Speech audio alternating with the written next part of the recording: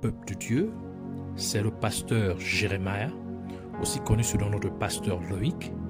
Nous voulons écouter la parole de Dieu pour la semaine, mais avant tout, nous voulons commencer par une parole de prière. Alors en signe de révérence à notre Père Céleste, à notre Dieu, baissons nos têtes et prions ensemble. Père éternel, Dieu de gloire, Dieu tout-puissant, seul et véritable Dieu, béni sois-tu, sois élevé, sois adoré, sois honoré et sois loué. Merci pour nous avoir encore attirés durant ces moments dans ta présence. Merci d'avoir encore orchestré ces moments afin que nous puissions nous recueillir dans ta présence. Nous venons prier afin que tu puisses encore étendre ta main de compassion sur chacun de nous. Que tu nous pardonnes pour tout ce que nous avons pu faire, dire et penser qui ne t'a pas honoré. Que tu nous sanctifies par ton sang, par l'eau de purification. Tu nous purifies. Oui, l'eau et ton sang qui sont sortis de toi à la croix de Golgotha. Purge notre conscience, notre inconscience, nos subconscients de t'œuvres mortes et t'œuvres inutiles afin que nous venons à te servir comme ce doit. Garde-nous encore près de toi et amène-nous dans la profondeur de la révélation de ta parole, de tes mystères. Nous venons nous lever contre tous ceux qui s'opposent à ta parole, à ta vérité, car ta parole est la vérité. Que cela qui soit lié et renvoyé dans les gouffres de l'enfer une fois pour toutes, au nom de Jésus-Christ. Nous libérons l'air, l'atmosphère, tout autour de nous et en nous. Nous libérons cela de toute influence maléfique, de toute présence démoniaque. Au nom de Jésus-Christ. Merci encore. Reçois encore la gloire, l'honneur et la majesté. À toi le seul et véritable Dieu. Au nom de Jésus-Christ, nous avons ainsi prié. Amen. Alors nous allons prendre notre passage principal des Saintes Écritures dans le livre de Cantiques, Cantique des Cantiques, chapitre 1, verset 5. Nous lisons la parole de Dieu dans le livre de Cantique des Cantiques, chapitre 1, verset 5, au nom de Jésus-Christ. Je suis noire, mais je suis belle, fille de Jérusalem, comme les tentes de Kédar, comme les pavillons de Salomon. Que le Seigneur bénisse sa parole, qu'elle vienne pleine de grâce, de vie, de révélation, de profondeur, de bénédiction, au nom de Jésus-Christ. Amen. Alors pour cette semaine, le Seigneur voudrait nous parler sur la prophétie de l'Afrique. Le titre de l'enseignement de cette semaine est la prophétie de l'Afrique. Le livre des Cantiques fait référence à une femme noire et elle assimile sa beauté au temple de Kédar. Et Kédar est l'un des fils d'Ismaël, le fils d'Abraham, avec Agar l'égyptienne. Comme nous le dit la parole de Dieu dans Genèse chapitre 25, verset 12 à 13 qui dit: voici la postérité d'Ismaël, fils d'Abraham, qu'Agar, l'égyptienne servante de Sarah, avait enfanté à Abraham. Voici les noms des fils d'Ismaël par leur nom selon leur génération: Nebajot, premier-né d'Ismaël, Kédar, Abdil et Mibsam. Cela nous montre que Kédar était un Africain. Étant le fils d'Abraham et d'Agar l'égyptienne, sachant que l'Égypte est située en Afrique. Donc, ayant cela à l'esprit, nous pouvons maintenant comprendre pourquoi la femme, dans le livre de Cantiques, assimile sa beauté au temple de Kédar. C'est simplement parce que cette femme est noire, alors même que Kédar était aussi noir. Ainsi, elle essayait de nous révéler qu'elle est née et a grandi dans la tente des Noirs, car elle est d'origine noire africaine. Et la parole de Dieu nous révèle aussi que la femme est une représentation de l'Église, car la femme est assimilée à l'Église de Dieu, tel que l'écrit dans le livre d'Éphésiens, Éphésiens chapitre 5 verset 23, qui dit « Car le mari est le chef de la femme, comme le Christ est le chef de l'Église, qui est son corps et dont il est le sauveur. » Cela implique donc que la femme noire, dans le livre des Cantiques des Cantiques, fait référence à l'Église de Jésus-Christ qui se trouve en Afrique.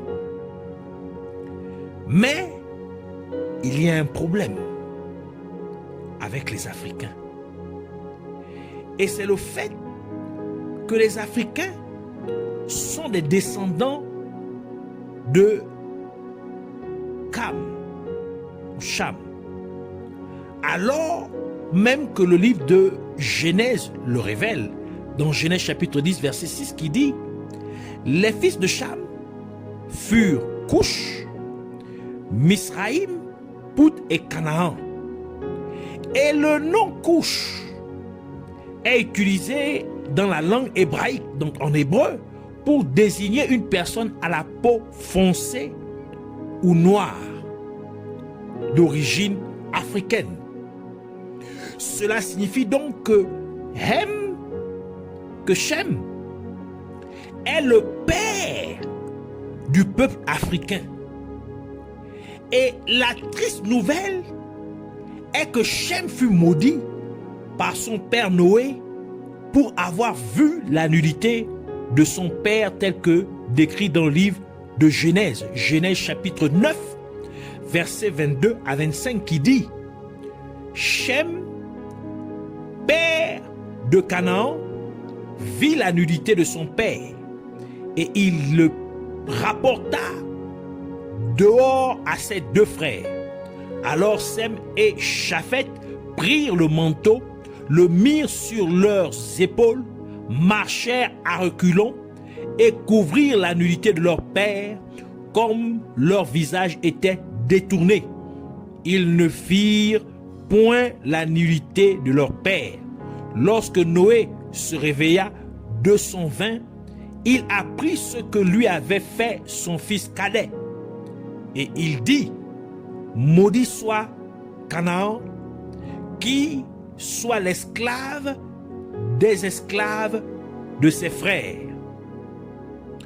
Par conséquent, parce que Jésus-Christ a aussi son église en Afrique, il fallait donc faire quelque chose pour enlever, pour ôter la malédiction qui pèse sur le peuple africain, afin que l'église de Jésus-Christ en Afrique n'opère pas sous la malédiction.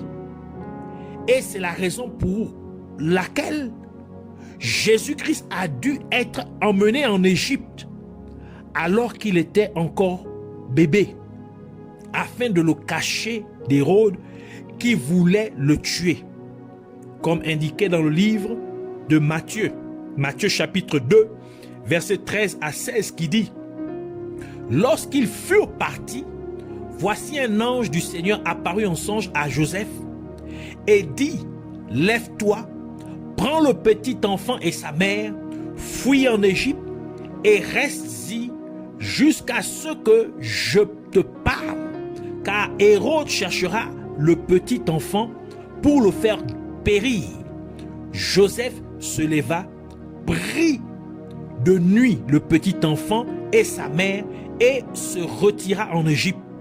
Il y resta jusqu'à la mort d'Hérode, afin que s'accomplisse ce que le Seigneur avait annoncé par le prophète. J'ai appelé mon fils hors d'Égypte. Alors Hérode, voyant qu'il avait été joué par les mages, se mit dans une grande colère et il envoya tuer tous les enfants de 2 ans et au-dessous qui étaient à Bethléem et dans tout son territoire, selon la date dont il s'était soigneusement enquis auprès des mages.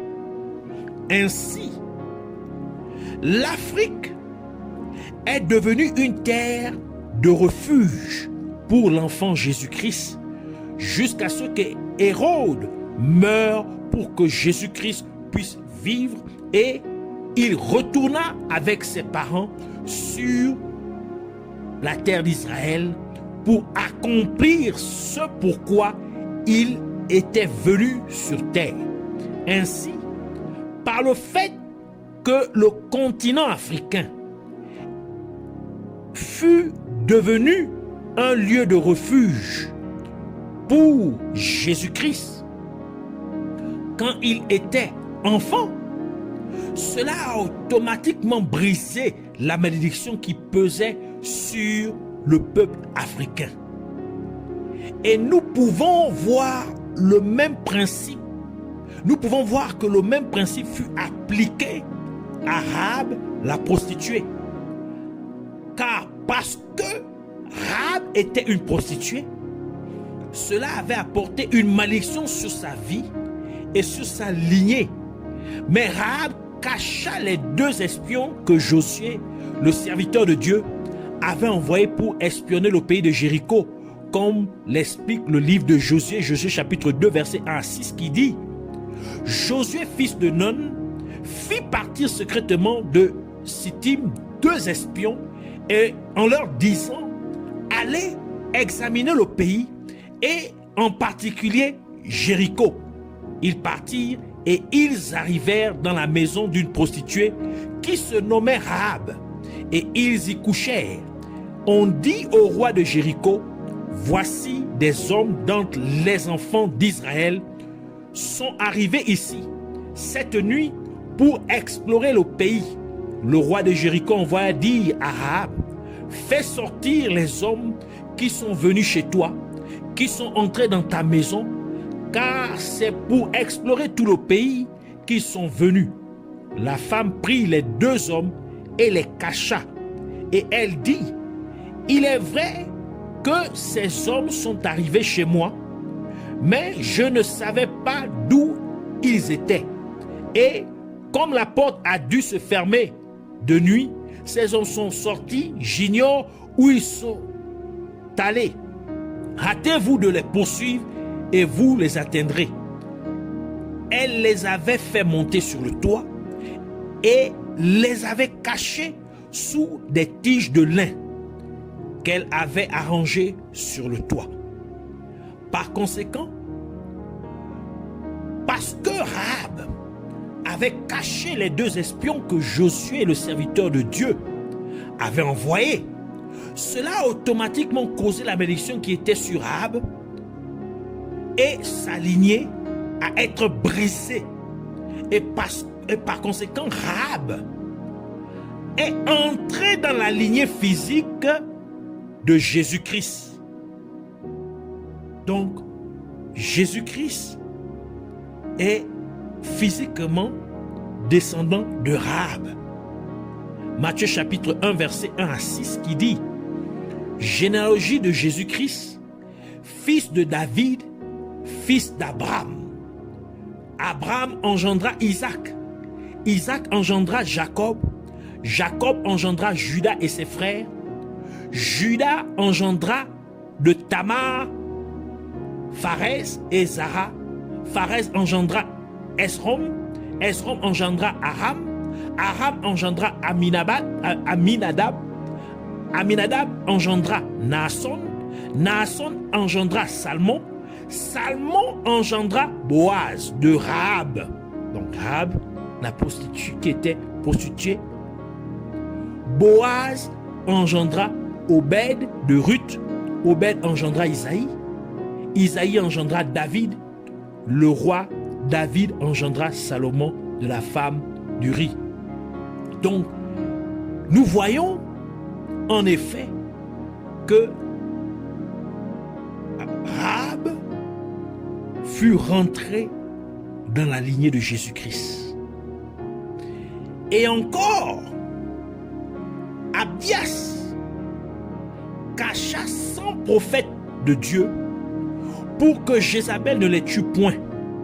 1 Roi chapitre 18 verset 3 à 8 qui dit: et Akab fit appeler Abdias, chef de sa maison.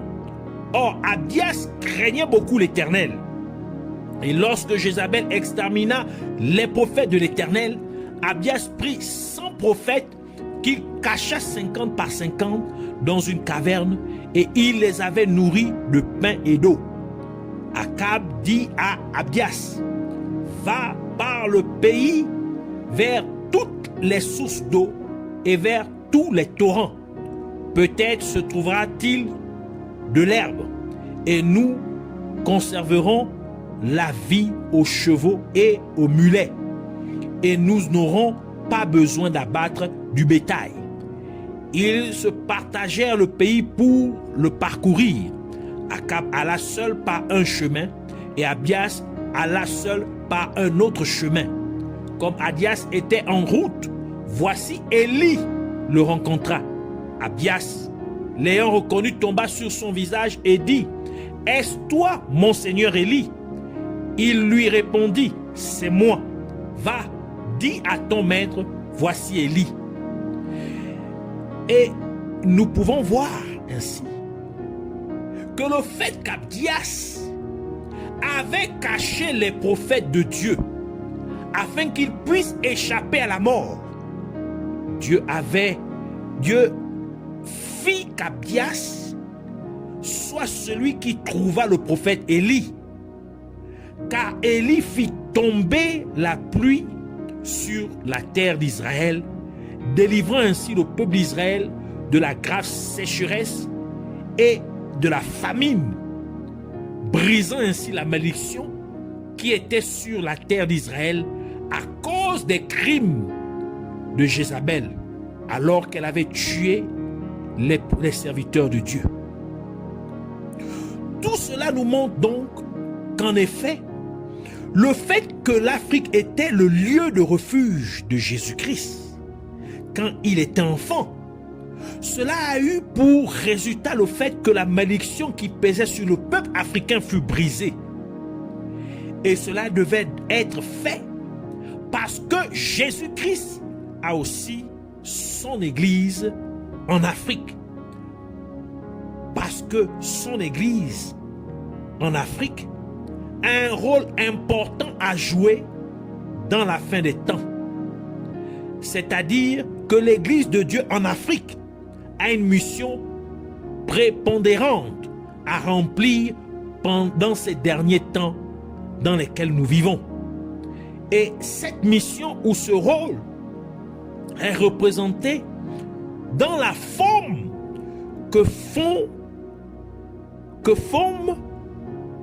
dans les formes que forme le continent africain.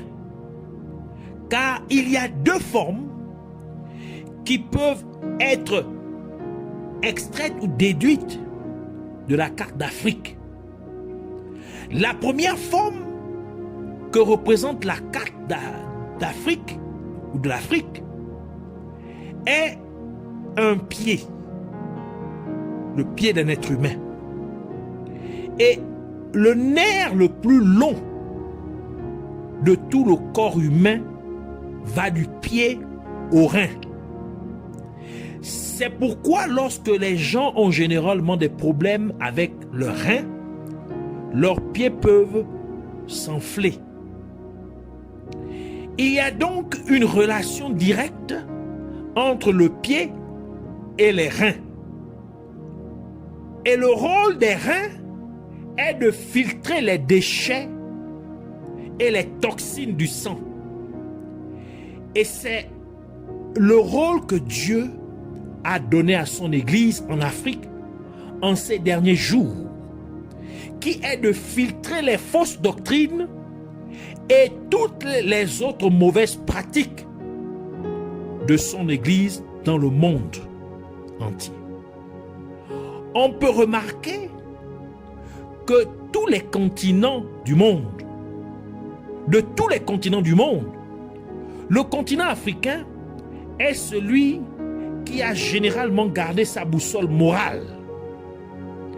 Par conséquent, ayant cette prophétie à l'esprit sur le rôle de l'Afrique dans ces derniers jours, les hommes et les femmes de Dieu d'Afrique devraient cesser d'essayer d'imiter ou de copier les hommes et les femmes de Dieu occidentaux. Cela devrait en fait être l'inverse. C'est-à-dire, selon le plan de Dieu, pour ces derniers jours, ces derniers temps, ce sont les hommes et les femmes de Dieu occidentaux qui devraient imiter les hommes et les femmes de Dieu d'Afrique. Parce que le rôle de l'Église de Dieu en Afrique est de filtrer, de nettoyer l'Église de Dieu de toutes ces fausses pratiques et ces fausses doctrines, ces faux enseignements. La deuxième forme que fait la carte de l'Afrique est le revolver. Cela implique que l'Afrique est l'outil que Dieu utilise en ces derniers jours pour déployer ses serviteurs à travers le monde, de la même manière que le revolver va tirer des balles. Ainsi, Dieu aussi, il tire sur la gâchette que forme l'Afrique pour déployer ses serviteurs, hommes et femmes, à travers le monde entier. Par conséquent, ces deux rôles de l'Église de Dieu en Afrique conduiront au réveil de la fin des temps dans le monde entier. Et cela se traduira par la plus grande moisson d'âmes que l'Église de Dieu ait jamais connue. Ainsi, nous voulons prier pour l'Église de Dieu en Afrique, car elle a un rôle essentiel à jouer dans ces temps les derniers. Et si tu te fais partie de cette église, tu te retrouves en Afrique, sache que tu as un rôle important à jouer dans ces derniers temps. Ainsi nous prions pour dire: merci Père Céleste de m'avoir éclairé par ta parole. Merci pour la connaissance et la compréhension que tu m'as transmise à travers cet enseignement. Et je prie Abba Père, Dieu Tout-Puissant, afin que tu aides ton Église en Afrique à saisir pleinement ces révélations et à s'en emparer de manière à ce que ton Église en Afrique puisse jouer pleinement son rôle en ces derniers jours. Par conséquent, comme les reins filtrent tout déchet et toute toxine du sang d'une personne, que ton Église en Afrique puisse aussi filtrer toute fausse doctrine et toute fausse pratique, toute mauvaise pratique de ton Église qui est le corps du Christ, au nom de Jésus-Christ. Que ton Église dans le monde entier soit complètement purifiée de toutes ces mauvaises choses. Et comme les balles sortiraient d'un revolver, Que tes serviteurs, hommes et femmes, soient également déployés à travers ton Église en Afrique, à travers le monde entier, au nom de Jésus-Christ. Que tu puisses tirer sur la gâchette, appuyer sur la gâchette de l'Afrique. Car l'Afrique forme un revolver, est un revolver en tes mains. Ainsi tire sur la gâchette et que tes serviteurs soient déployés à travers le monde entier pour annoncer ton évangile et amener ta volonté pour ces derniers temps à s'accomplir. Et je te prie encore, Père fidèle, Dieu de justice, afin que tu ne permettes à rien d'empêcher ton Église en Afrique d'accomplir sa mission. Car tu as dit, Seigneur Jésus, que tu bâtiras ton Église et qu'aucune porte de l'enfer ne prévaudra contre elle. Ainsi qu'il en soit ainsi, comme tu l'as déclaré. Et parce que tu as brisé la malédiction qui pesait sur le peuple africain, je réclame donc cette délivrance au nom de Jésus-Christ. Ainsi, je décrète que ton Église en Afrique est à l'origine du plus grand réveil et de la plus grande moisson d'âmes qui n'a jamais été expérimentée dans toutes les époques au nom de Jésus-Christ. Et encore, je décrète que le peuple africain élève et apporte ta gloire. Le peuple africain s'élève et apporte ta gloire pour qu'elle soit manifestée sur toute la terre au nom de Jésus-Christ. Car tu as dit que nous décréterons une chose et cela arrivera. Donc, que ces décrets viennent à être manifestes au nom de Jésus-Christ. Je te prie, je te remercie, Dieu glorieux et majestueux, car cela est fait au nom de Jésus-Christ. Puisses-tu donc recevoir toute l'adoration et toute la louange pour toujours et à jamais au nom de Jésus-Christ. Amen.